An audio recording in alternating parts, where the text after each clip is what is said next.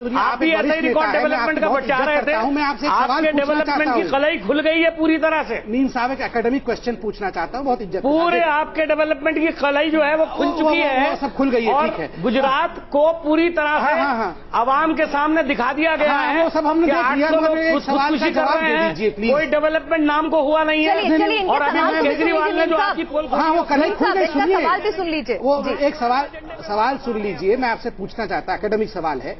जय जवान जय किसान चल रहा है, आप ये बताइए, स्वामीनाथन कमीशन आप ही लाए थे किसानों के लिए। 2004 से 2006 तक 5 खंडों में किसानों की सुसाइड कैसे रुके, ये स्वामीनाथन कमीशन आपके द्वारा में आया, मगर आपने डुएबल्स को, आपने इसको इंटरैक्ट नहीं किया, इसको किसी प्रकार से लागू नहीं किया।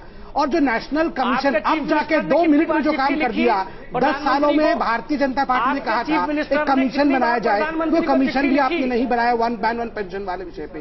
तो आपने किया क्या 10 सालों में? केवल आपने रेटोरिक्स खेल खेला कि हम केवल यहाँ वहाँ से बातें करेंगे, चलिए नहीं किया। चलिए, दोनों नेताओं ने क्या कुछ कहा, किया क्या? कुछ नहीं किया।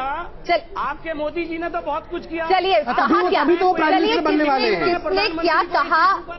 चलिए, किया और क्या करेगा ये बाद में देख लेते हैं, लेकिन किसने क्या कहा पहले वो सुनवा देते हैं। मोदी और राहुल ने आज जवानों और किसानों के मुद्दे पर क्या कुछ बोला, जरा ये भी सुन लीजिए।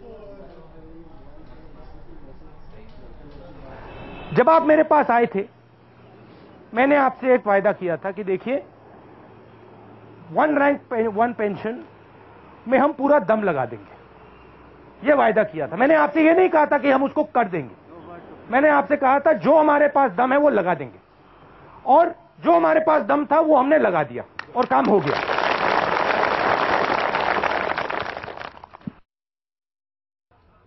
आज नई पीढ़ी खेती क्षेत्र में जाने से डर रही है, वो शेतकरी का काम करना नहीं चाहता है। मां बाप के हालत देख करके उसको लगता है कि अच्छा होगा शहर में जाकर के मजदूरी कर लूंगा, लेकिन भाई 20 बीघा 50 बीघा जमीन हो, लेकिन मैं खेती में नहीं जाऊंगा, ये भय पैदा हुआ है। अगर हिंदुस्तान की खेती बर्बाद हो गई, हिंदुस्तान का किसान बर्बाद हो गया, तो इस 125 करोड़ का देश अपना पेट कैसे भरेगा? चलिए, तो मोदी कहते नजर आए जय किसान, लेकिन मोदी पर निशाना साधने वालों की भी कमी नहीं है। बीएसपी सुप्रीमो मायावती ने अब यूपी के लिए अगर अपने 80 उम्मीदवारों का ऐलान किया, तो इसी दौरान मायावती ने एक बार फिर सांप्रदायिकता के मुद्दे के साथ मोदी पर वार भी किया।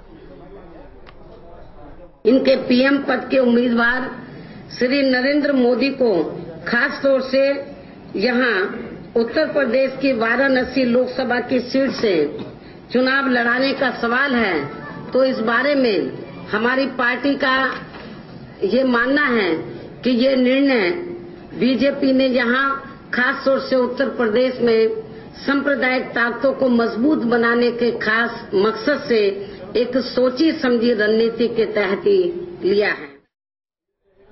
चलिए, और हमारे साथ राहुल जी भी जुड़े हुए हैं, वरिष्ठ पत्रकार हैं, मीम अफजल साहब नेता कांग्रेस, और संबित पात्रा भी हमारे साथ लगातार जुड़े हुए हैं।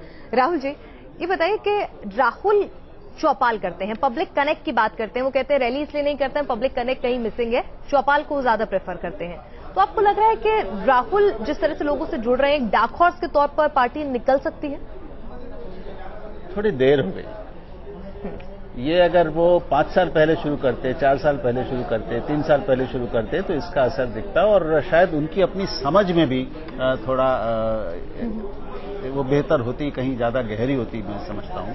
तो ये अच्छा स्वागत योग्य है, और मैं समझता हूं कि मोदी साहब को भी लोगों से खुलकर संवाद करना चाहिए। इस बात का जवाब उनको देना पड़ेगा कि वो पत्रकारों से बात नहीं करते, वो प्रेस कॉन्फ्रेंस में बात नहीं करते, वो लोगों के सवालों के जवाब और प्रेस के सवालों के जवाब भी सीधे देते नहीं हैं। तो अब इस देश की जनता को एक आदत पड़ गई है, उसकी इच्छा बन गई है कि वो अपने नेता से संवाद करना चाहती है, सिर्फ भाषण नहीं सुनना चाहती। तो ये संवादहीनता की एक कमी है उनमें, जो उनको महसूस करनी चाहिए। देखिए, अभी जब राहुल जी बोल रहे थे, मैं बड़े ध्यान से स्क्रीन पे उनको देख रहा था, एक विषय आया तो मैं सोचा मैं बोल ही दूं कि राहुल जी दिखते नरेंद्र मोदी जैसे हैं, नाम इनका राहुल है। ये बड़ा अद्भुत कॉम्बिनेशन है।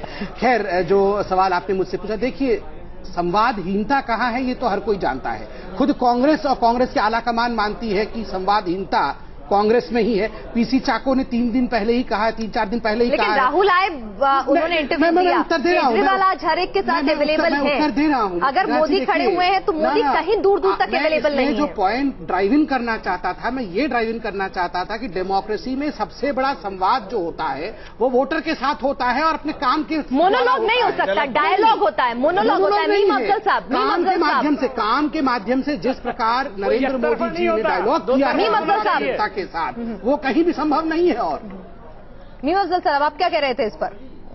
मैं कह रहा हूं वो एक तरफा नहीं होता, दो तरफा होना चाहिए। नहीं, वो तो हमने देखा राहुल गांधी जी ने किया था 2 तरफा, तो क्या हुआ उसके बाद? चलिए, तो आप भी करके देख लीजिए, यही तो आपको सुझाव दिया जा रहा है। देख लेंगे क्या होगा।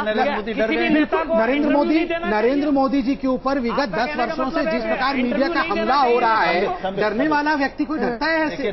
काम कर रहे हैं। नरेंद्र मोदी के बारे में हम जानते हैं कि एक इंटरव्यू से वो उठकर जा चुके हैं। उन्होंने उस सवाल का जवाब नहीं दिया। वो क्लिपिंग काफी वायरल भी है। जी जी जी, इंटरव्यू से उठ के जाना अलग विषय है। चलिए, अपने खैर चलिए, देखिए, देखिए, संबित साहब का काम है यहाँ पर अपनी पार्टी को डिफेंड करना, लेकिन ये सवाल पिछले काफी दिनों से उठ रहा है और कहीं ना कहीं वाजिब भी नजर आता है। मीम अफजल साहब आपका, राहुल देव जी आपका और संबित आपका इस पूरी चर्चा में शामिल होने के लिए बहुत बहुत शुक्रिया। साथ पेशकश में इतना ही।